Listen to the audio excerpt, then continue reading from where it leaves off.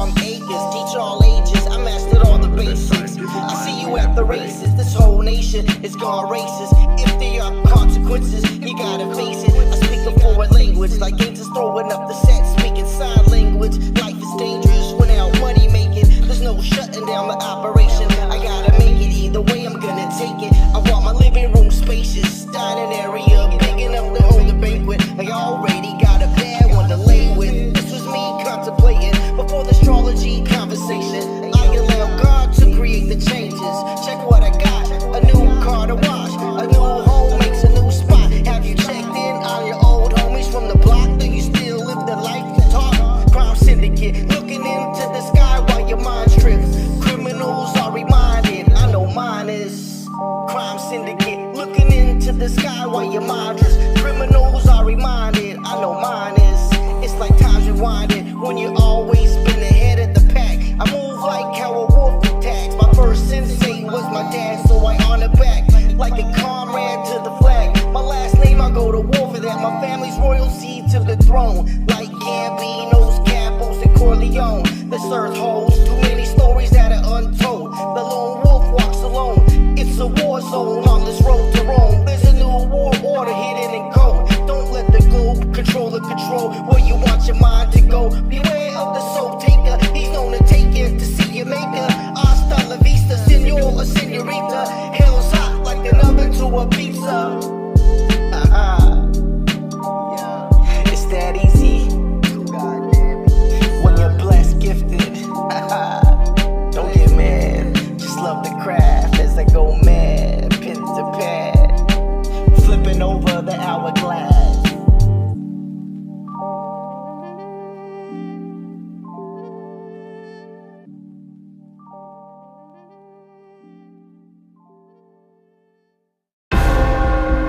The Pope is dead. The throne is vacant. If his health conditions do not allow him to govern the Church, Pope Francis could resign. The words of Cardinal Gianfranco Ravasi, a prominent figure in the ecclesiastical panorama, have sparked a debate that until a few months ago seemed unthinkable. The images of the Pope, bent over with fatigue, the frequent hospitalizations and the recent bilateral pneumonia are no longer isolated episodes, but pieces of a mosaic that leads to an inevitable question. Is Francis preparing his step back? For some, these are just rumors fueled by the press. But inside the Vatican, in the hushed corridors of the Curia, the climate is very different. The Swiss Guard has already begun exercises for possible funeral ceremonies, a sign that the Vatican is preparing for any scenario. Official silence, behind-the-scenes maneuvers, and a historical precedent still fresh in memory suggest that the Church is entering a transition phase. In 2013, Benedict XVI broke a 1,000-year-old taboo, demonstrating that a pope can renounce the Petrine ministry without waiting for death. But if Francis were to follow the same path, who would be called to take up his legacy? Names are already being mentioned, strategies are being studied, scenarios are being outlined. Behind the scenes, there are those who are preparing to lead the Church into the future. But will it be the right choice? When Benedict XVI announced his resignation from the papacy, the world was shocked. No one since Celestine Thyme had dared to make such a gesture. Yet, in 2013, it was believed that this was an exception, an isolated case, dictated by the advanced age and fragility of a pope who was more of a theologian than a man of government. Today, however, the possibility that a pontiff leaves the throne of Peter for health reasons is no longer a rarity, but a concrete option, and Francis himself has admitted it. Shortly after his election, he signed a letter of preventive resignation, a document to be activated in the event that he was no longer able to exercise his ministry, a choice that, at the time, seemed only a formality, but which today takes on a disturbing meaning. The signs are not lacking. The missed hearings, the frequent hospitalizations at the Gemelli Polyclinic, the difficulties of movement evident even in liturgical celebrations. The Vatican communication downplays it, But Cardinal Ravasi, with his statement on the possible resignation, has hinted that the issue is already on the table in the Curia, and not only among the Pope's closest collaborators. Some speculate that Francis wants to hold out until the Jubilee of 2025, the event he considers the pinnacle of his pontificate. It would be the perfect moment for a farewell, to close the Holy Year, give a farewell speech, and make room for his successor in a climate of stability. But there is also another scenario, more chaotic, less predictable, a sudden acceleration of the health crisis that would force the Pope to announce his resignation earlier than expected, throwing the Church into an unplanned transition. In any case, the result is the same. A new conclave is approaching, and with it, the future of the Church will be decided in the secret rooms, where the cardinals will have to choose the next pope. One name above all is already emerging with insistence, even if not everyone considers it the ideal choice. The Church today is divided between different souls. There are those who want to continue along the line opened by Francis, and those who would like a restoration, a return to a more solid model, and are less inclined to openness towards the world. This split will inevitably be reflected in the conclave. Historically, when a pope resigns, his successor is never chosen from his closest circle, but often a more neutral or even disruptive figure emerges. This was the case for John Paul II after Paul VI, and this was the case with Benedict XVI after Wojtyla. But Francis, with his style of government and targeted cardinal appointments, has sought to leave a deep mark on the sacred college, and one of his most trusted men could take up the legacy. In recent years, the Church has found itself having to face global challenges that require a strong capacity for mediation, wars, tensions between the great powers, moral and political crises. In such a context, the next pope will not only be a man of faith, but also a skilled diplomat. And who better than a Secretary of State to play this role? In Vatican circles, there is talk of a cardinal with international experience, close to decision-making centers, and already accustomed to dealing with heads of state and supranational organizations. A man who knows every cog in the ecclesiastical machine, and who could guarantee continuity and stability. And if there is a name that is persistently circulating in the sacred palaces, it is that of Cardinal Pietro Parolin, Secretary of State since 2013, a man of refined diplomacy and consolidated experience. Parolin is today one of the most credible candidates for the post-Francis. But is he really the Pope the Church needs? Unlike many cardinals who emerge from pastoral care or theology, Parolin is a man of the Curia, raised among the desks of the Secretariat of State and accustomed to moving in the delicate balances between the Holy See and world powers. He has managed complex dossiers, from the agreement with China on the appointment of bishops to relations with the great powers, without ever exposing himself too much. This discretion has been his strength, and for some also his limit. He is not a charismatic. He is not a preacher. He is a man who knows how to keep the Vatican machine moving. And for this very reason, many see him as a safe choice, a pope who would not make revolutions, but who would guarantee administrative continuity. Is Parolin a progressive, a conservative? The answer is not so obvious. Unlike Francis, who has often broken the mold with unexpected gestures and statements, Parolin has maintained an institutional profile, without ever going too far. He supported Francis's reforms, but always with caution, without radical tones.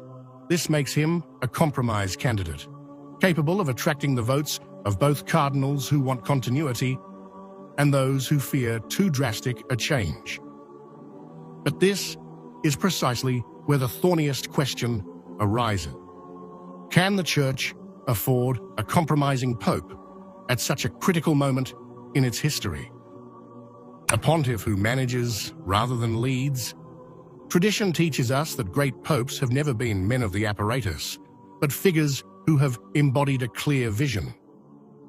A pope who is too political risks being a pontiff prisoner of power dynamics, more attentive to geopolitical balances than to the mission of the Church. History teaches us that the great popes were not administrators, but pastors. Wojtyła faced communism with firmness. Benedict XVI fought for the defense of the faith against relativism. Parolin, on the contrary, is a mediator, a man who seeks compromise. But in a world where the Church is increasingly under attack, is this the right profile? It is no secret that Parolin has privileged relationships with certain international circles. Some see him as a figure too inclined to comply with external pressures, especially on sensitive issues. Where will it stand on issues such as the defense of doctrine, resistance to global ideologies, and the preservation of Catholic identity? There are those who fear that his pontificate could bring the Church even further into the logic of the great world institutions, with the risk of losing that prophetic freedom that distinguishes it. Could a pope too close to the mechanisms of international power really defend the Church from forces that want to reduce its influence? The difference is crucial. Pastors lead, administrators manage. In recent years, the Church has suffered an evident loss of moral and doctrinal authority, and a pope who limits himself to managing the existing would only accelerate this decline. Parolin could guarantee stability in the apparatus, but not a spiritual rebirth. The risk is not only that of a more bureaucratic Church, but of a Church that loses its prophetic strength.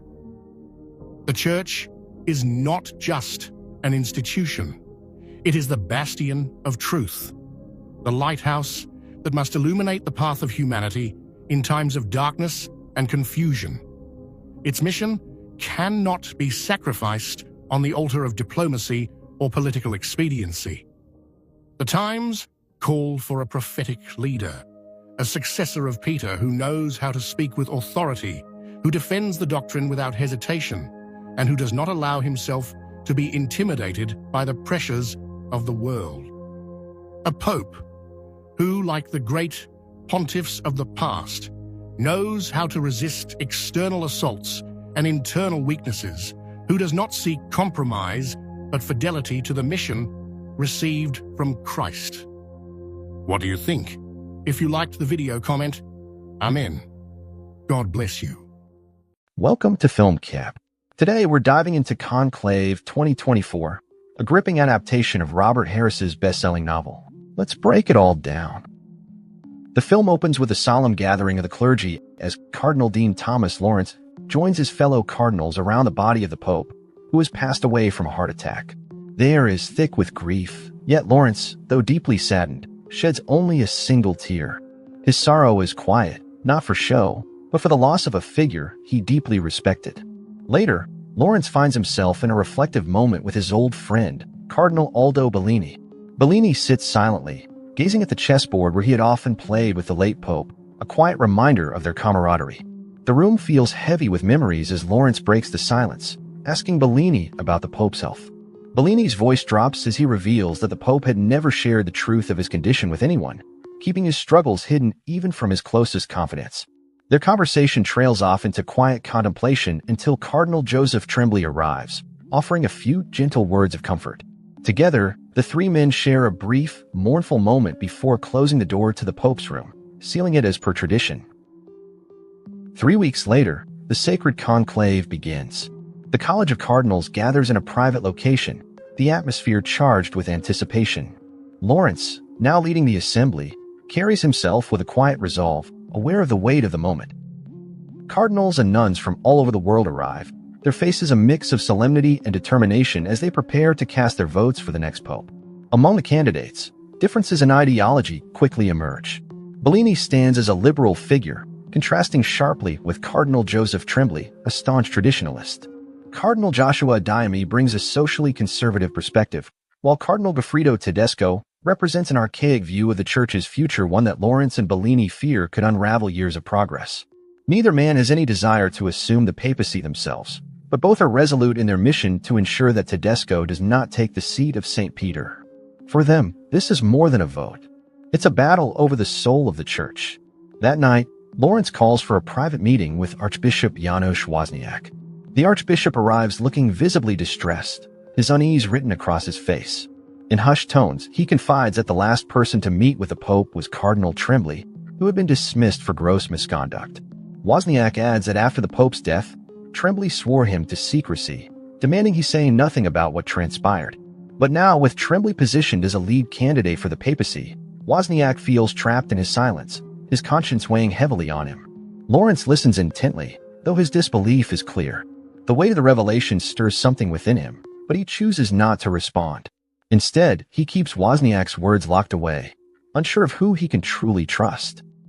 Then, Lawrence receives word of the arrival of a cardinal not listed among the electors, and he meets with Monsignor Mandolf, who explains that the new cardinal, Benitez, is the Archbishop of Kabul. Mandolf reveals that the late Pope had secretly elevated Benitez to cardinal the previous year, recognizing his extraordinary work in war zones. This decision had been kept hidden for Benitez's safety and security. The explanation seems reasonable to Lawrence, who ultimately accepts Benitez's legitimacy. Lawrence introduces Benitez to the rest of the college, granting him the honor of blessing their meal. As Benitez speaks the blessing, a sense of quiet respect begins to ripple through the group, though not all suspicions are entirely dispelled. After the meal, the cardinals gather privately to share their thoughts on the papacy. Bellini, steadfast in his convictions, reiterates his determination to block Cardinal Tedesco from becoming pope. To Bellini, Tedesco's views represent a regressive path for the church, one that would undo decades of progress. The discussion grows more impassioned, with alliances subtly forming and lines being drawn. Later that evening, Lawrence confronts Cardinal Tremblay in private, seeking clarity about the accusations made by Wozniak. Tremblay bristles at the question, his denial sharp and immediate. His frustration simmers beneath the surface as he dismisses Wozniak's claims entirely, suggesting the archbishop's account is unreliable due to his frequent drinking. Lawrence says little in response, choosing instead to observe Tremblay carefully. Yet, as he walks away from the conversation, doubt begins to cloud his thoughts. The truth, it seems, remains just out of reach. On the first day of the conclave, Lawrence addresses the College of Cardinals with heartfelt words, urging them to prepare for the doubt and uncertainty that often cloud such monumental decisions. His tone is steady but tinged with an underlying tension, reflecting the gravity of the task at hand. As the cardinals cast their first votes, the tally reveals an early frontrunner, Cardinal Joshua Diame, who secures 21 votes. However, Lawrence is startled to find that a handful of votes have been cast for him and Cardinal Aldo Bellini. Later, Lawrence quietly enlists Monsignor Raymond O'Malley to investigate any lingering suspicions surrounding Cardinal Tremblay, particularly regarding Archbishop Wozniak's troubling accusations. However, O'Malley's search yields nothing substantial, leaving Lawrence with no solid evidence to act upon. That night, as he wanders the halls lost in thought, Lawrence overhears a heated argument between two nuns. By the time he looks, only one remains, her silhouette fading into the shadows as she moves far from her quarters. The moment leaves Lawrence uneasy, a sense of foreboding settling over him. The second day of the conclave begins, and Diame solidifies his lead with 34 votes, though he still falls short of the two-thirds majority required to claim the papacy. As tensions rise within the college, a sudden commotion from the streets interrupts their proceedings.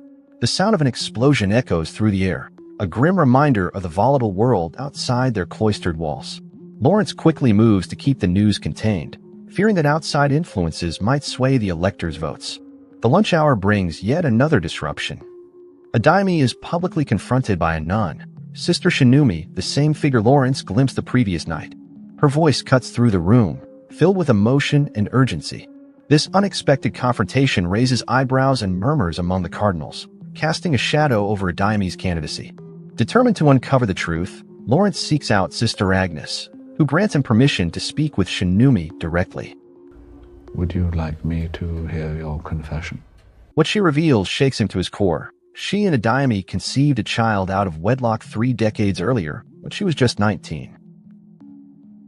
Diame later admits to Lawrence that it was a lapse in judgment, a moment of weakness he deeply regrets.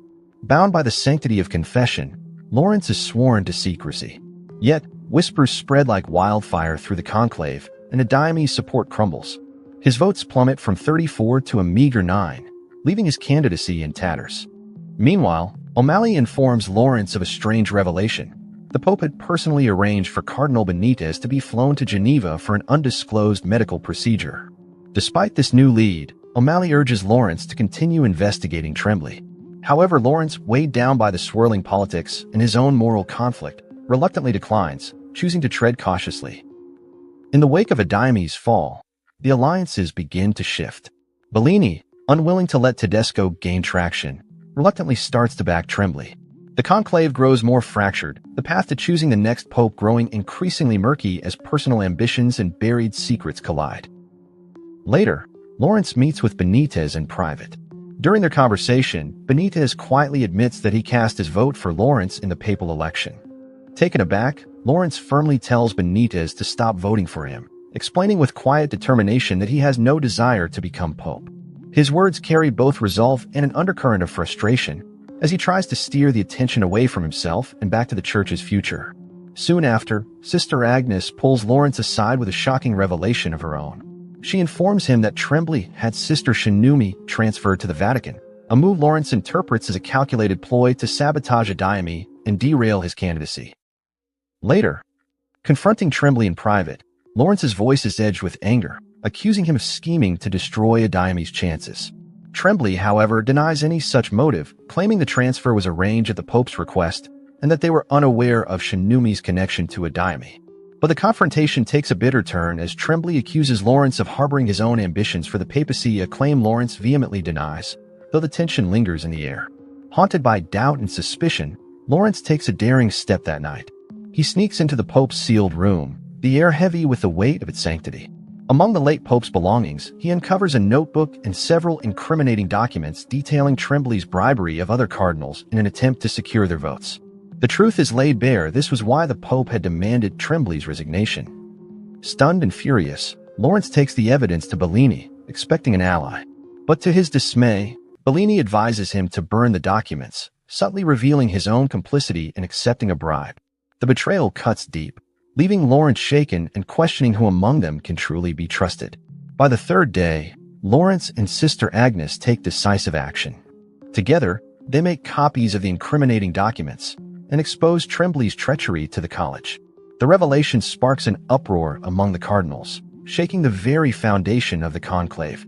Amidst the chaos, Agnes confirms that Tremblay's true motive for transferring Shinumi to the Vatican was indeed to humiliate Adeyemi and dismantle his candidacy. Tremblay's downfall is swift and absolute.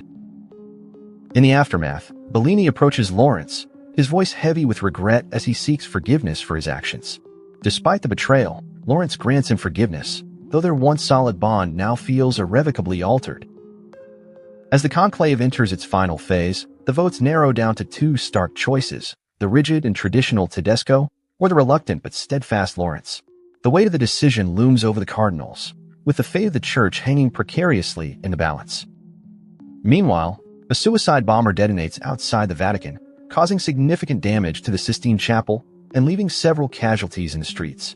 The blast shakes the very foundations of the conclave, and the cardinals, now faced with the horror of this violence, gather in stunned silence. Tedesco, ever the hardliner, wastes no time in placing blame on Muslim extremists. He calls for the church to take a stand, to fight against what he sees as an existential threat. His words, filled with righteous fury, provoke an outraged response from many in the room. But in the midst of the heated exchange, Cardinal Vincent Benitez rises. His calm presence cuts through the tension as he speaks from a place of raw, lived experience. With quiet passion, Benitez shares the horrors he witnessed during his time in war zones, where violence only begets more violence. He urges the cardinals to remember that peace, not retaliation, is the true path of the church. His words resonate deeply, and the room falls silent in reflection. After the final vote, a hush falls over the conclave. The results are clear. Cardinal Vincent Benitez is elected Pope Innocent XIV. The cardinals, though wary of his unorthodox journey to the papacy, respect the depth of his conviction. In the wake of the election, Monsignor Raymond O'Malley pulls Lawrence aside, the weight of the past few days clearly bearing down on him. He presses Lawrence about Benitez's secret trip to Switzerland, a matter that now demands clarification. Later, Lawrence meets with Benitez privately. The truth he uncovers is far more personal and profound than anything he could have anticipated. Benitez, in a quiet and vulnerable moment, reveals that he is intersex. He was born with ovaries and a uterus, something he only discovered after undergoing an appendectomy. The Pope had known of this condition but had kept it a closely guarded secret. Benitez had also undergone a procedure for a laparoscopic hysterectomy, though he chose not to follow through, deciding instead to live as God made him. Lawrence, moved by the trust Benitez places in him, agrees to keep this secret, honoring the dignity of the man and the will of God. The Vatican officially announces Benitez's election, and the smoke signals rise into the sky, a symbol of a new beginning. As Lawrence listens to the distant cheers of the crowd, a quiet smile spreads across his face. Despite the turmoil, despite the shadows that had loomed over the conclave, there is hope. The church has chosen its leader, and Lawrence feels a sense of peace, knowing that Benitez, with all his complexities, is now the shepherd guiding them forward. And that's a wrap on Conclave 2024. With its blend of intense drama, sharp performances, and a story that keeps you guessing, this one's sure to be remembered. If you haven't seen it yet, it's definitely worth a watch. Let me know your thoughts in the comments. Don't forget to like, subscribe, and hit that bell for more movie recaps right here on FilmCap. See you next time.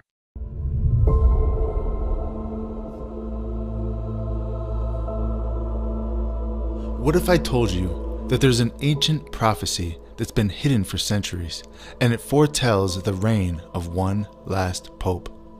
What if I told you that Pope Francis, the man sitting on the throne of St. Peter right now, matches the prophecy in chilling detail? And now, as whispers of peace and safety echo across the globe, sudden destruction looms. This isn't just a conspiracy, people. This isn't wild speculation. This is the prophecy of the popes.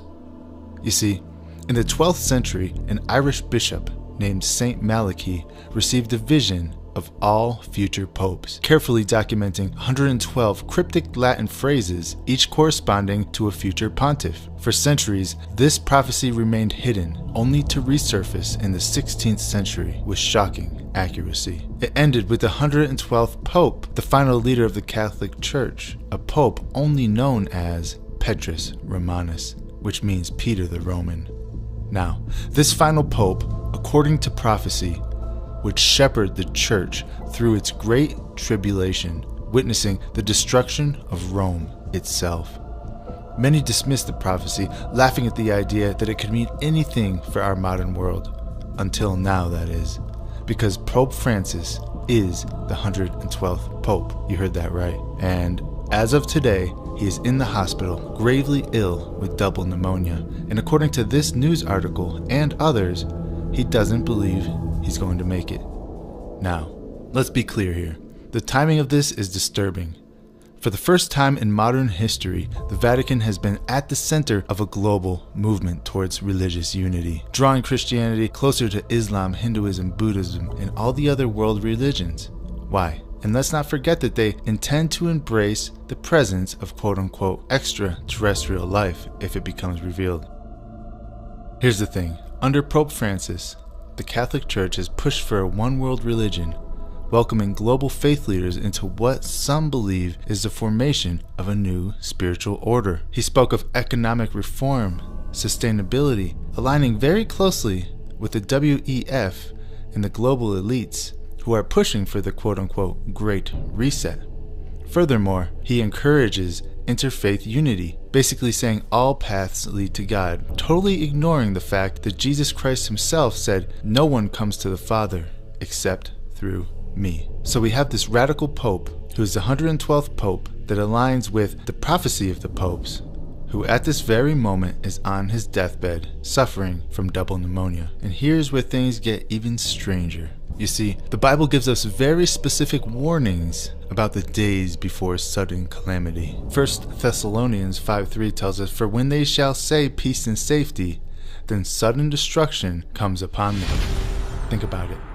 World leaders are crying out for peace and safety like never before. Just a few months ago, we were on the brink of World War III, nuclear annihilation. And now, with Trump in office, people seem to think everything's fine now. But is it? That's not for me to decide.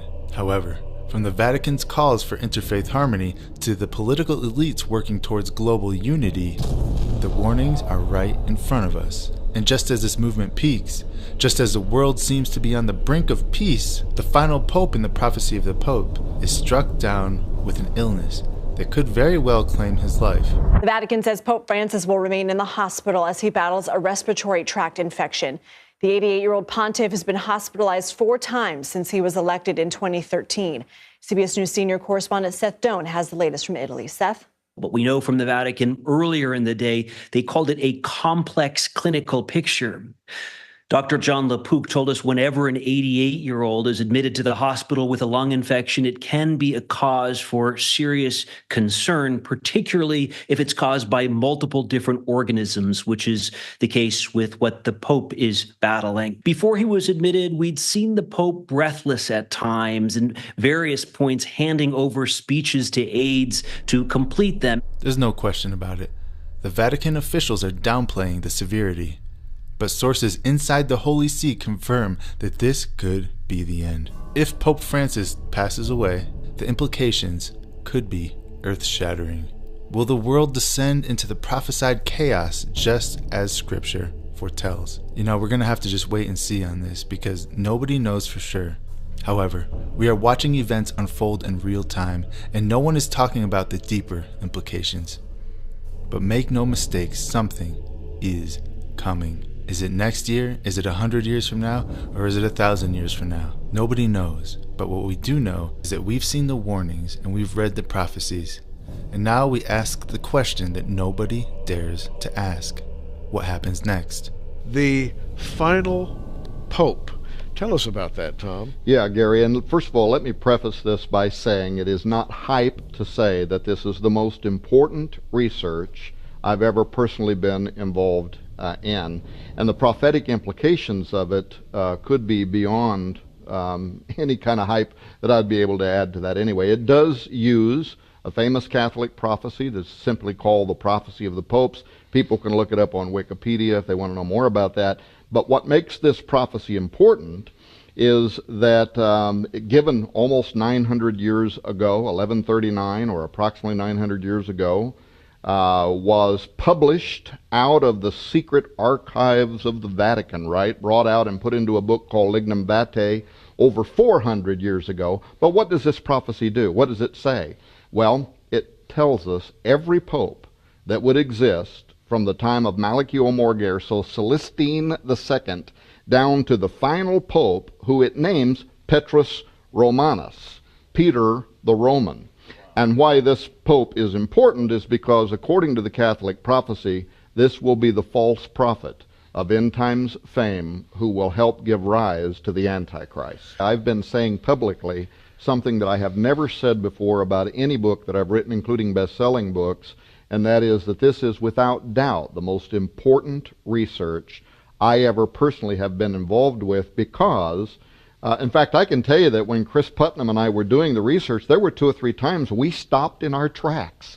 Stuff started falling in our laps, from dusty corridors inside universities, lost books, all the way to Dane County, Wisconsin, and the murder of Edward Coons. I mean, people are going to read about stuff in here that they haven't read anywhere else, and when you put the math together behind the probability that this is all chance, it becomes, well, let's just say you'd have to be living on another planet not to know that there is something going on and it smells supernatural. Now, nobody knows what's coming. Nobody knows what's going to happen.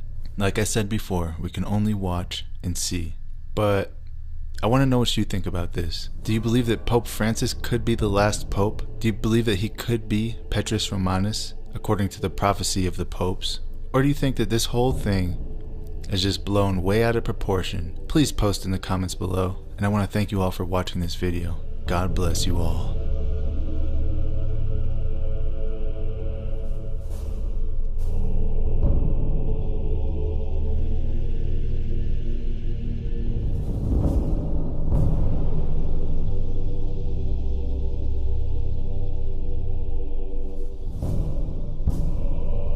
Speaking of something terrifying. Yeah. You guys want to hear something terrifying? Please. I want it. Have you guys ever heard of the prophecy of the popes? Oh boy. No, I have not heard of that. Yeah, Okay, no. I just came across this. We'll put the documentary link in the description. We'll have to try to remember that. Yeah. But I watched this documentary. Crazy. So this book was found in the Vatican archives in the 1500s. And it was authored by, what the author said his name was Malachi of Armagh, which he was a saint from like the 1100s or something. This is the guy who wrote it? Yeah. Okay. And he was a saint in Ireland, I think. They said that he was like the first Catholic to go to Ireland. But this book has 111 cryptic phrases, and it's all written in Latin. And basically, it predicted every single pope from, what was the first one? The first one being Pope Sixtus the Fifth. No, sorry, Pope. These are really hard to say. Pope Celestine II in 1143, all the way to our current Pope, Pope Francis. No way. Yeah. How did they even know they existed? Well, it's called the prophecy of the popes. And so basically what it is, it's like it would give some cryptic definition or characteristic of a pope. Yeah. And it was all in order. But the scary thing is, after Pope Francis, the last one, it just says, what does it say? Sorry, hold on. My notes, I typed it so fast. Keep us in suspense, will ya? It said, Josh, what did it say? Hold on. Josh, I need to know. I'm scared, Josh. Let's say it. Who's outside? Who's knocking at the door? They're here, Josh. Okay. Ends in a paragraph stating the end of the papacy, which is the end of the popes, the destruction of Rome, and Judgment Day. Oh, gosh. It literally ends after Pope Francis? Yes. That's and mud. I can't get into all the detail because there's so much in it that's like freaky of how precise it was. Yeah. But then the argument is also because the cardinals, they choose the next pope, right? Right. So could they have used this book to choose a pope with the characteristics of that pope? Yeah. Right? Like it influenced their decision making. And what's wild is that this prophecy of the popes predicted that it was Pope. I have 20 million popes written on it. There's so many. Was it John? Who was before Francis? It was Pope John. John Paul? Pope John the 23rd. No. Sorry. Pope Benedict? Yes. Wait. Jeez, I'm so sorry. Eggs Benedict. Can someone look up the Pope before Pope Francis? Someone quick. Pope Benedict. Oh, yeah, okay, Pope it is. Benedict. Yeah, Pope Benedict the 15th. It said that he would step down and that the final pope would come into power and he would be the last pope. That's what this book basically said. And then it's the end. Yeah, but what's so weird is that Pope Benedict the 15th stepping down as pope, because you remember when that happened? Yeah. What? 16th. 16th? Okay. 16th Chapel. Pope Benedict the 16th, when he stepped down, that was the first time in Roman Catholic history that a pope stepped down. Yeah. And that was it shocked the world. Like, what's going on? Because they usually die in their papacy or whatever. Mm-hmm. Yeah. What did he do it for? It was a scandal, wasn't it? No, they said it was like health reasons. Like he felt like he wasn't capable of leading the Roman Catholic Church. It was super weird. But what was the creepiest thing that I saw was that there's this place right outside the Vatican called St. Paul's Basilica. Mm-hmm. And they believe that's where the Apostle Paul is buried. Oh. So they built like a church around it. But inside St. Paul's Basilica, bordering the whole inner sanctuary is every single pope, like a picture of every single pope, starting with Peter, like the Apostle Peter, going to Pope Francis. But what's weird is that there's only a certain amount of markers to where you can put a picture. They're filled. There's one left after Pope Francis. So they're following this thing. No, that like it's. I'm saying they're following the prophet. Like if they're following the prophecy, they would only know how many popes they have left. Potentially, yeah. So they're planning, like they must know something. Yeah, throughout the papacy, like the whole history of the papacy, a lot of popes discredit it. And they're like, this is hogwash, and a lot of popes are like, this is legit. Yeah. But they have always said that once that last slot is filled, it will be the end of the world. That's what. So all these popes. So we have one more pope potentially. They're saying there's one more pope, or the Antichrist, or the Antichrist, or the Pope is. Interesting, because so the people back then building those temples and stuff had to have been following that, or had got a similar prophecy or an idea or whatever. Yeah, that's interesting. I don't know how I feel about that. What's also very crazy is within the prophecy of popes, that book, he did something very cryptic within it, and it was the Pope right in the middle, halfway through. His line says, "Axle in the midst of a sign." So basically, like, this is the middle of the sign, and they interpret sign as being like prophecy or the end of the prophecy. Yeah, and what he predicted in some part of the book, he said basically the time it took to go from the first pope that he wrote about to the second pope, or the halfway mark pope, was how much it was. I'm sorry, I'm so brain foggy. 422 years. So from the first one that he wrote about to the middle one was 422 years. And he's saying from the middle one to the end, another 422 years will be the end of the world. And if you do 422 years from the middle pope, which was 1585, that year is 2027. Dang! No way. Yeah. And weird. Gets even weirder. So this this one pope, Pope John the 23rd, claimed to be a prophet. And he said that the end of the world would happen 2,000 years plus the day that Christ, or plus Christ's life. So 2,000 years plus 33. You'd think, right? But Pope Benedict the 16th wrote a book about Jesus' birth and claimed that Jesus was not born on the year 0, but actually 6 years prior to that. So yeah, they say it's before 27. So 27.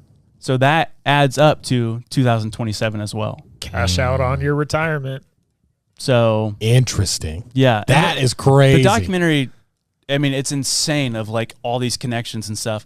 And a lot of these scholars don't think that Malachi of Armagh wrote the book. Mm-hmm. They actually suspect that Notre Dame wrote the book, which is, if you know anything about Notre Dame, he did that basically all these prophecies and stuff. Okay. Who was also Roman Catholic.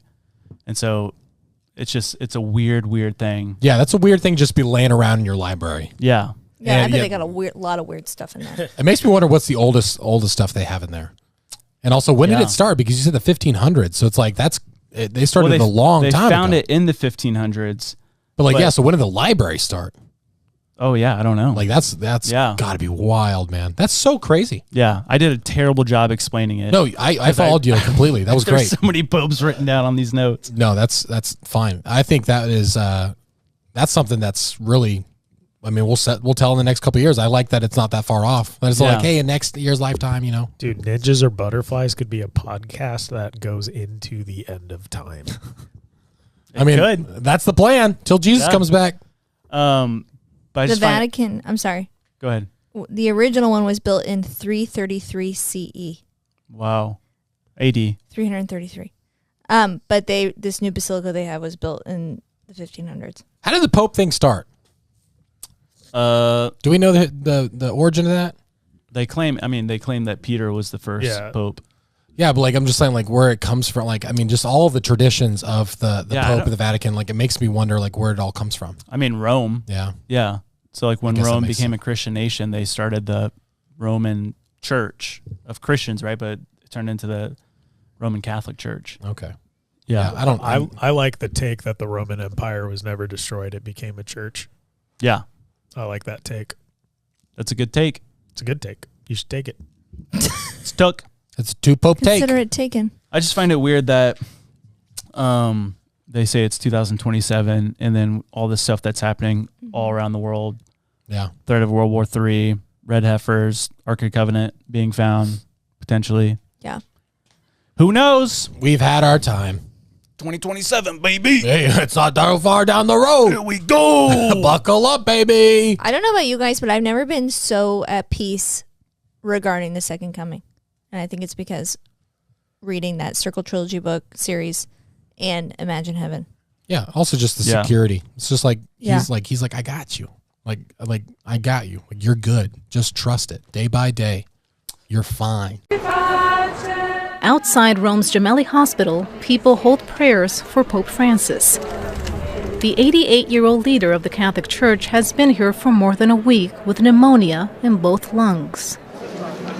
At the Vatican St. Peter's Square, the Pope's packed calendar of public appearances has been cleared for now. He always calls on us, the faithful, to pray for him, and we're here for him. We hope that he will come home soon.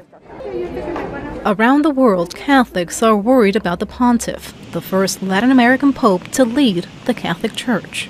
I'm visiting Mexico from the Dominican Republic, and one of my intentions was to come to the Basilica and pray for the Pope. In his native Argentina, the Pope's portrait is projected in the capital's famous obelisk, with a message that reads, "Francis, the city is praying for you." In recent weeks, Pope Francis has struggled to speak for long periods, asking his aides to step in and take over. Adesso mi scuso un po' e chiedo al maestro di continuare la lettura per difficoltà nel respiro. He's prone to respiratory infections because part of his lung was removed when he was 21 years old. We are not yet ready for him to pass away. We're praying for his recovery so he can live longer and continue serving the Catholics in the world. Pope Francis is the spiritual leader of more than 1.4 billion Catholics. Around the world, many of them are looking to Rome, waiting for updates on the Pope's condition. Katia Lopez-Olayan. The Pope is dead. The throne is vacant. The conclave begins now. We're about to choose the most famous man in the world. And 1.25 billion souls watching. I'd say this is a pretty fair vision of hell. Well, don't be blasphemous, Ray. Hell arrives tomorrow when we bring in the cardinals. No sane man would want the papacy. Some of our colleagues seem to want it. Another cardinal has just turned up. He was never on our list. He has to be an imposter. You look anxious. Everything under control.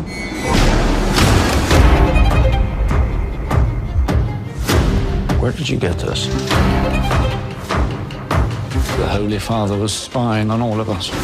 You should be careful, Thomas. Although we sisters are supposed to be invisible, God has nevertheless given us eyes and ears. What did you discuss with the Holy Father in that final meeting? The arrangements were made in Paris.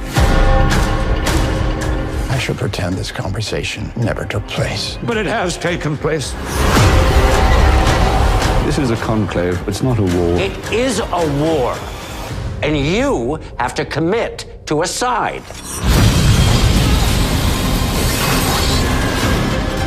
Why did the Holy Father, in his last official act as Pope, choose me to run this conclave?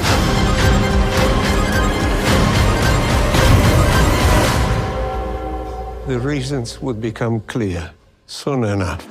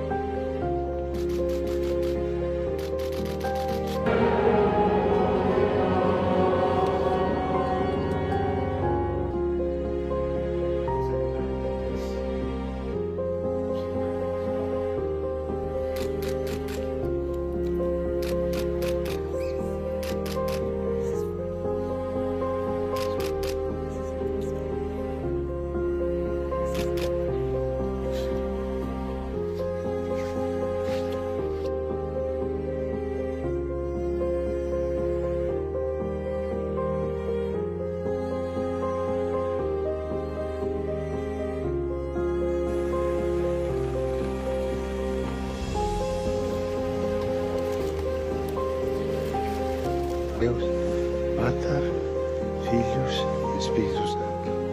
Amém.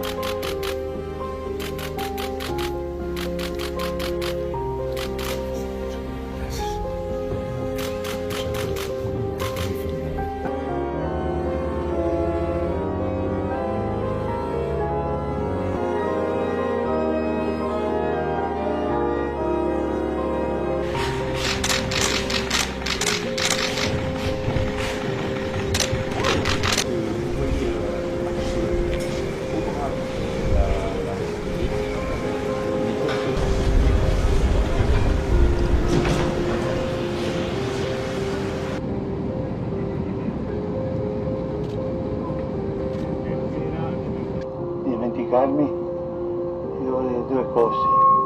Prima, oggi credo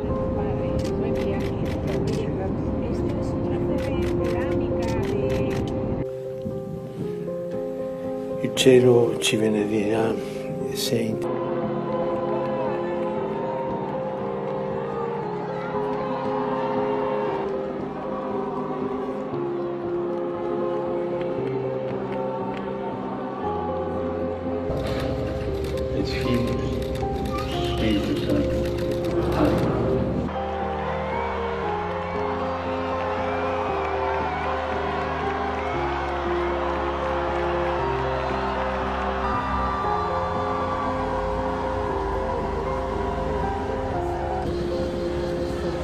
Don't miss out. Log on to oneindia.com for more updates. The Pope is dead. The throne is vacant. A prayer to get rid of evil energy. Dear God, I come to you today to pray for protection from evil. I know that you are a powerful God and that you are able to defeat any evil that comes my way. I ask that you would surround me with your love and light. I ask that you protect me from any negative energy that is trying to harm me, and forgive me for any evil, sinful deeds. Give me the strength to resist temptation and to stay in your will. Help those who are being oppressed by evil energy. I ask that you would deliver them from their torment and bring them into your light. Cleanse me and my loved ones of any evil energy that may be present. Cleanse our home, O Lord. I also pray for my mind, body, and soul. I ask that you would cleanse them of any negative thoughts, emotions, or experiences. Fill me with your Holy Spirit, and that you would give me the power to overcome any evil that I may face. I thank you for your love and protection. In Jesus' name, amen. The Pope is dead. The throne is vacant. Shalom, shalom. I'm Barbara, and I'm always short and sweet. The Star of Ramphun. Well, you'll see it in Buddhism. It's the Star of Molech, and you'll see it in Hinduism. And the star symbol is common in all the ancient worlds. The Star of Ramphun is mentioned 3 separate times in the Bible, in Leviticus, Amos, and Acts. And the first time the Star of Ramphun is mentioned is when Moses was given instructions to the Israelites not to worship other gods and not to worship the host of heaven. And here it is, Leviticus 17:7. They shall no more offer their sacrifices to demons, after whom they have played the harlot. This shall be a statute forever for them throughout their generations. And that word demons means having the form of a goat or setar. Also, Bible Hub says the same thing. The word demons translated here is devils, and it literally denotes hairy or shaggy goats and goat-like deities or demons. Well, the Hebrew word for that word devils is in the Strong's H, 8163, and it means satires. It means devils. And so here it is again. Satar is the same as Saturn and Ramphun. Here we have more about the star from the Nelson's Bible Dictionary. Ramphun and Kion originated in Babylon and was the god of Saturn and possessed a star. So the second time the star of Ramphun is mentioned in the Bible is in Amos 5:26. Amos says the Israelites were worshiping the star of Ramphun. Amos 5:26 says, "But ye have borne the tabernacle of your god Moloch and Chion, your images, to your star god. And he said because of this false worship, that the temple would be destroyed 40 years later. The third time the ramson is mentioned is in Acts 7 by Stephen. And he says, then Elohim turned and gave them up to worship the host of heaven, as it is written in the book of the prophets. O you, house of Israel, have you offered to me slain beasts and sacrifices by the space of 40 years in the wilderness? Yea, you took up the tabernacle of Moloch, and the star of your god Ramphon, figures which you made to worship them, and I will carry you away beyond Babylon. So when Stephen quoted this and said this to the priests and Pharisees, they were very angry, and they picked up stones and stoned him to death. So now on to Ramphon, which is also Saturn. Ramphon is the Greek word for Saturn. And during the Exodus, the word Chion was also used in the Hebrew for the word Saturn. So Ramphon here from Wikipedia is the same as Chion or the god Saturn. You can pause the screen and read this, and I'm leaving all these links below for you. So here in Bible Hub again, Chion is a Syrian name of the planet Saturn. And then it gives Sukkot, your king, and Chiron, your star god, these images which you have made. And it says the star god, your god, Chiron. So the star of Ramphon literally means the day of Saturn, and what our modern English calls Saturn's Day or Saturday. The six-pointed star is not unique to Judaism. You'll see it in other religions as well. You can also see it in Hinduism, Buddhism, and Jainism. It's also in the occult, and it's also used by Masons. It's throughout the world. Here it says that like the cross of Christendom, the so-called Star of David has its origins in ancient Babylon and Egypt. And the hexagram star was always associated with the occult practices, Zoroastrian, the Druid religion. So that's way back in ancient times. Well, here's something modern. This is our dollar bill and our $50 bill. There is a star there on the $50 bill. Looks just like the other ones. Here's our dollar bill with the same star on it. So you'll see the star throughout the world in all different religions and organizations.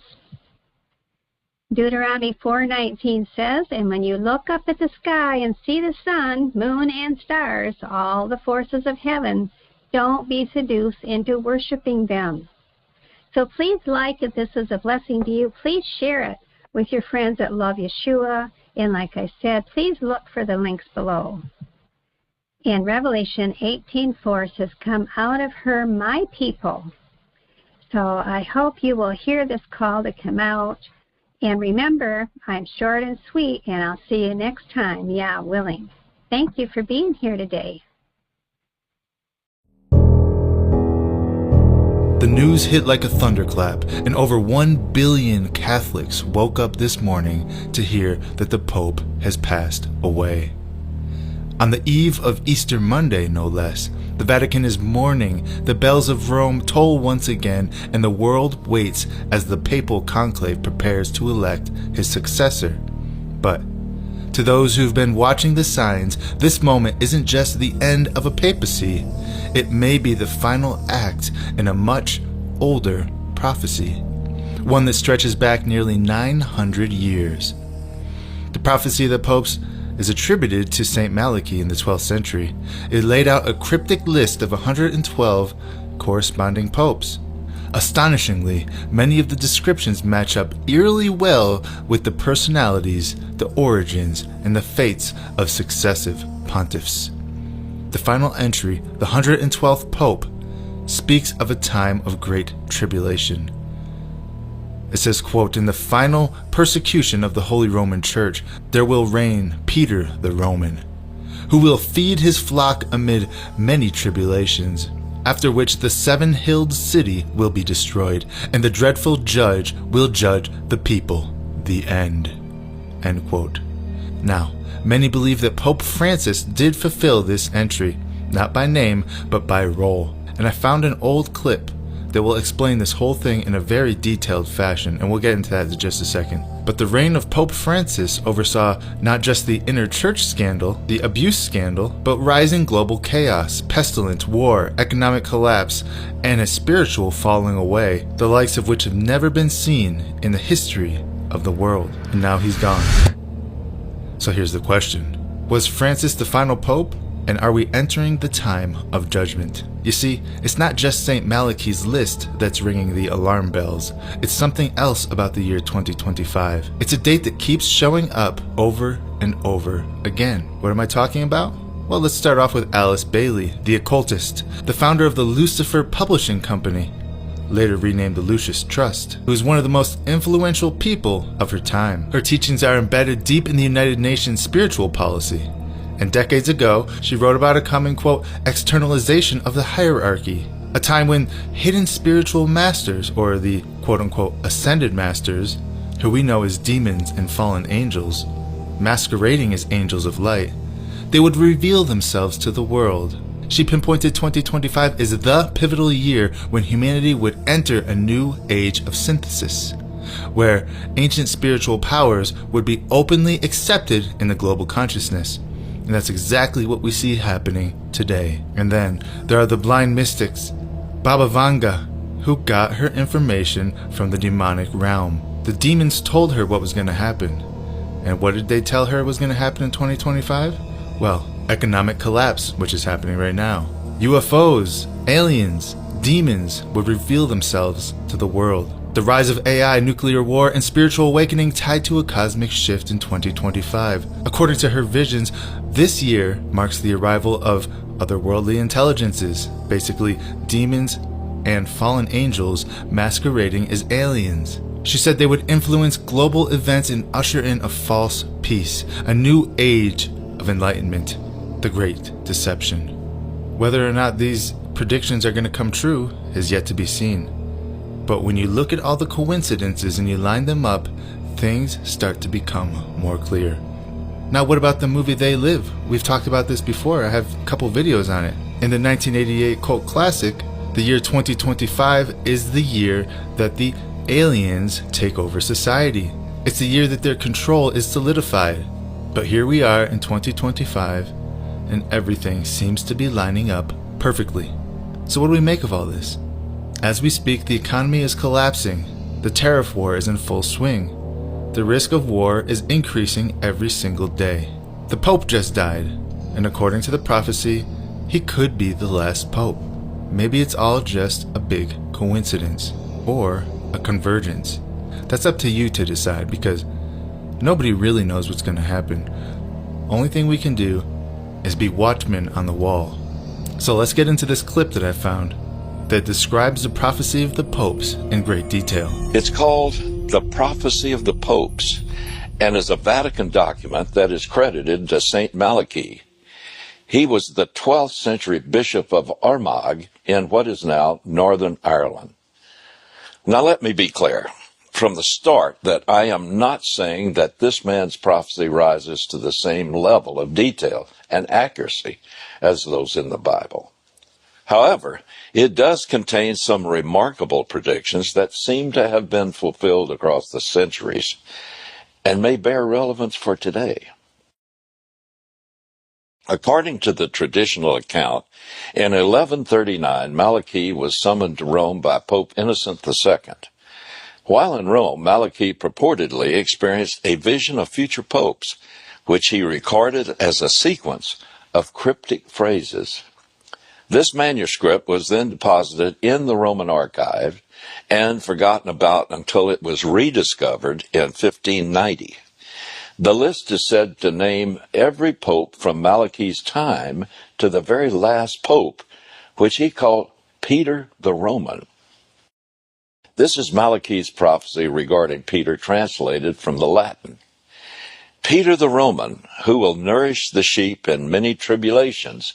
When they are finished, the city of 7 hills will be destroyed, and the dreadful judge will judge his people. According to Malachi's description, Peter the Roman will be the pope who will work with the Antichrist. Revelation chapter 17, verse 16, predicts that the Antichrist and the 10-nation confederacy out of the old Roman Empire will eventually turn upon the false religious system and its leader and utterly destroy it, just as Malachi predicted. I again want to stress that the prophecy of the popes was delivered by a Roman Catholic bishop and has been maintained in the Vatican's archives since its rediscovery in at least 1590. It was certainly not concocted by some anti-Catholic Protestant. Some Catholic encyclopedia claim that it's a forgery. But if it were a forgery, why has it been housed and guarded in the Vatican archives? And most importantly, it cannot be dated any later than 1590. So, if this prophecy is a forgery, it still has remarkable predictions about our present times that are over 400 years old.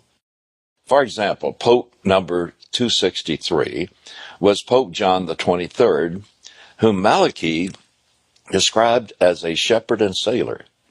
His real name was Angelo Roncalli, and he was the son of sharecroppers and shepherds. Before being elected Pope, Cardinal Roncalli was named Patriarch of Venice, the famed canal city and seaport. Malachi described Pope 264, Pope Paul VI, as the flower of flowers. The coat of arms of the Montini family, from which he came, featured 3 flowers. Pope number 265 was Pope John Paul I. Malachi described his pontificate as the midst of the moon. On the day of John Paul I's election, the moon was half full. Albino Luciani, or John Paul I, died 1 month later under another half moon. Pope John Paul II was Pope number 266. He was identified by Malachi as being from the labor of the sun. Karol Wojtyła was born on the day of a solar eclipse.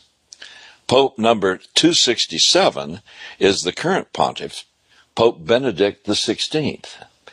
Before John Paul II died, I looked up what Malachi had to say about his successor, the 267th Pope. Malachi linked this pope to the glory of the olive. One of the nicknames of the Benedictine order is that of the Olivetans.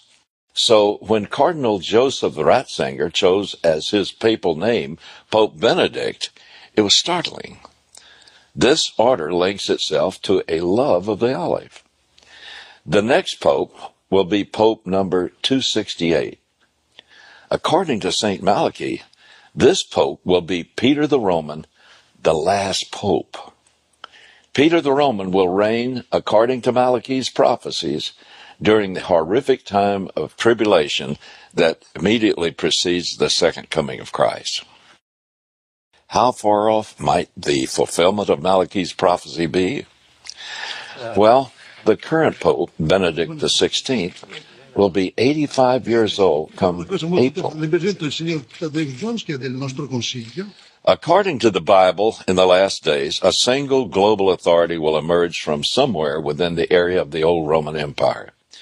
It will take control by acclamation, setting up a global government in partnership with a global religious authority. Revelation chapter 13, verse 1 identifies the political beast as rising up out of the sea and having 7 heads and 10 horns. Now, I might add here that when something rises up out of the sea is used symbolically as the mass of Gentile nations. Upon the horns are 10 crowns, indicating 10 kings or kingdoms. Revelation 13, verse 2 describes the political beast as a composite of the 4 beasts that came before. It says, "Now The beast which I saw was like a leopard, which was the symbol of Greece. His feet were like the feet of a bear, which was the symbol of Persia, and his mouth like the mouth of a lion, which was a symbol of Babylon. The dragon gave him his power, his throne, and great authority. And in chapter 12 of Revelation, the dragon is identified as Satan. Daniel chapter 7, verse 7 foretells the rise of these great beasts, a lion, a bear, a leopard. And after this I saw in the night visions, and behold, a fourth beast, dreadful and terrible, and strong exceedingly, and it had great iron teeth, and it devoured and brake in pieces, and stamped the residue with the feet of it. And it was diverse from all the beasts that were before it, and it had 10 horns. The beasts of Daniel's visions were the 4 world empires that would rule the earth: Babylon, Persia, Greece, and Rome. The Roman Empire was the most powerful of the 4, and the only one that was not actually conquered and replaced by another political empire. When the political Roman Empire collapsed from within, it continued in a religious form under the popes, and it was called the Holy Roman Empire. The Roman Empire, symbolized by the 4th beast, the one more dreadful than the first 3 empires combined, finally collapsed from its own internal corruption in AD 461. It remained dead as a political system until the first inkling of a revival took place with the 1948 Benelux Treaty that led to the 1957 Treaty of Rome. That treaty led to the European Community, which led to the unification of Europe, which is today on the verge of a monetary collapse. Recall that both Daniel and John are adamant in their count: 10 kingdoms with 7 heads. The 10 toes of Daniel's prophecy are the 10 kingdoms that arise out of the ruins of the old Roman Empire. Listen to Daniel chapter 7, verses 23 and 24, and his description of this. He says, "Thus he said, the 4th beast will be a 4th kingdom on the earth, which will be different from all the other kingdoms, and it will devour the whole earth and trot it down and crush it. And as for the 10 horns," now listen to this, "as for the 10 horns, out of this kingdom," what kingdom? The Roman Empire phase 1. "Out of this kingdom, 10 kings will arise, and another will arise after them. He will be different from the previous ones, and will subdue 3 kings." So this tells us a number of things. First of all, the revived Roman Empire has to come directly out of the old Roman Empire. Number one. Number two, it tells us that the 10 kings will be the formation of the beginning of the final world empire. And these 10 kings will rise out of the ruins first. So the 10 kings will become a power before the other beast comes up, and that's the Antichrist. So the Antichrist comes up after there already exists the 10 nations that are going to be the base of political power that will help him come to world power. Now that you've seen what the prophecy of the popes really is in great detail, I want to know what you think about this. Could the death of Pope Francis be the final trigger that unleashes this multi-dimensional deception? Are we watching the veil lift between the physical and the spiritual, between Babylon and the beast? Or are we being ushered into a counterfeit kingdom just before the return of the one true king? Let me know what you think about all this stuff. Is it just a big coincidence, or are things actually lining up? Please put a comment below. Don't forget to hit that like button, and make sure you're subscribed so you don't miss anything. Because whatever happens, we will be talking about it. Make no mistake about it. I want to thank you all for watching this video, and until next time, God bless you all.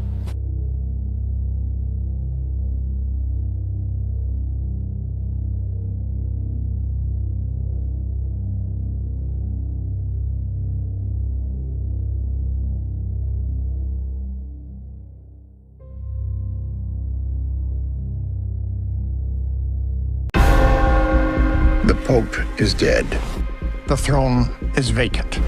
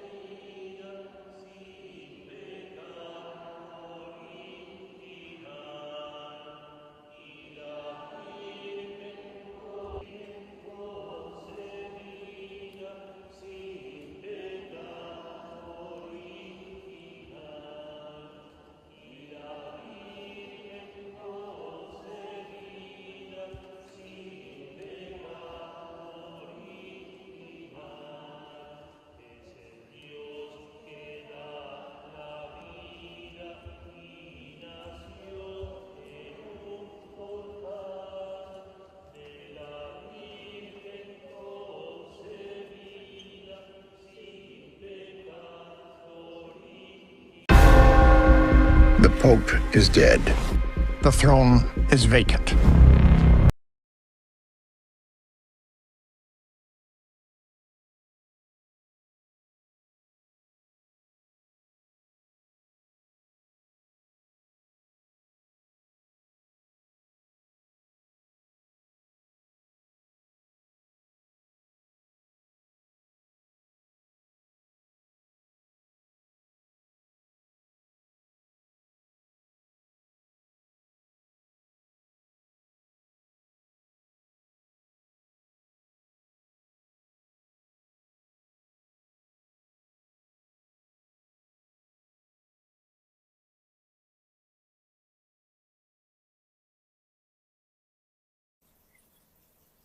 Man, I really had a wonderful Easter today. When you're watching this video, it would have been yesterday. I just praise Jesus for coming to earth, giving his life for us, and dying on the cross with the horrible pain and suffering and agony. He didn't deserve any of that. If that would have been all the story, it would have been terrific, but he rose from the grave, praise the Lord, on the third day, finished his business on earth, went back to heaven to make a place for us. And I love him, and I thank him. But this Easter, today, which would be yesterday when you watched the video, I saw a very sad sight at many local Christian churches. The church is on life support, my friends. When I drive by churches on Sundays, and I do that sometimes, just look around, hardly any cars in the parking lot. People aren't going to church anymore. And why would they? Churches teach lies. They teach half-truths. They teach heresy, blasphemy. Not all churches, but the vast majority of the lion's share of them do. And people used to go to flock to that because they wouldn't feel convicted, but now I think they want to feel convicted, and they don't have that. And churches are in a quandary now. They don't know what to do, and it's just sad to see people don't want to go. But on Easter, the parking lots are flooded. On Easter and Christmas, everybody wants to go to church. I don't care who they are. Everybody's a Christian on Easter and Christmas. And imagine this. Imagine if you only exercised 2 days out of the year. What kind of shape would your body be in? Imagine if you had medication you had to take to keep yourself healthy, only took it twice a year. How long would you live? And you can use any analogy you want to, any comparison you want to. But Christians have become lifeless, lightless, toothless, saltless, gutless, spineless, and useless to anything they're supposed to be doing. We're commanded to witness and pray for the lost. We're commanded to let our lights shine as an example to others so they can see Jesus Christ in us and want to be like Christ and want to be part of the bride of Christ. why would people want to be a Christian nowadays? Because they see how Christians live for the most part is evil, wicked, and filthy, and perverse. And it makes me sad, it makes me sick to my stomach, it makes me filled with righteous anger and holy discontent. And it's sad to see the church being on life support. The church is almost dead. It'll never die totally. There'll always be small pockets. But I'm telling you, my friends, I believe the rapture is going to be so much smaller than anyone could possibly imagine. Yeah, there'll be lots and lots of people from the graves bursting open from the old days, because in the old days, people used to live for the Lord, and they used to be strong Christians. But nowadays, the great apostasy, as the Bible prophesied, the Bible's always right, is upon us, where Christians have just fallen by the wayside. And it's just sickening. And those who think that they aren't real Christians who fall by the wayside, they don't believe God, or they call God a liar by default, because the Bible says everyone that comes to Jesus Christ and asks him shall be saved. So they've all been saved, but many have fallen away and become backslidden. And it's sad and it's sickening, and it breaks my heart. It makes me very, very sad. All we can do as individual Christians who want to follow Jesus Christ's leading is witness and pray for the lost night and day, pick up that cross of our shoulders and put it over our shoulders and follow Christ every day, stay in God's prayer, stay in God's word, keep our lamps filled with oil like the wise virgins. If we know only sin after we're saved, repent of that sin and draw close to Jesus Christ and show him that we care. Jesus Christ is our only hope. If you've never been saved, you're backslidden, pray the prayer. Do the 6 steps in the box below the video. No one's guaranteed more time in your life. If you'd like prayer, contact me. I pray for you every day. Love you with all my heart, and look up to Christians, our redemption north and I. We fly soon. May God bless you. Make sure you share this video, and I'll talk to you later, Lord willing. Bye. The Pope is dead. The throne is vacant.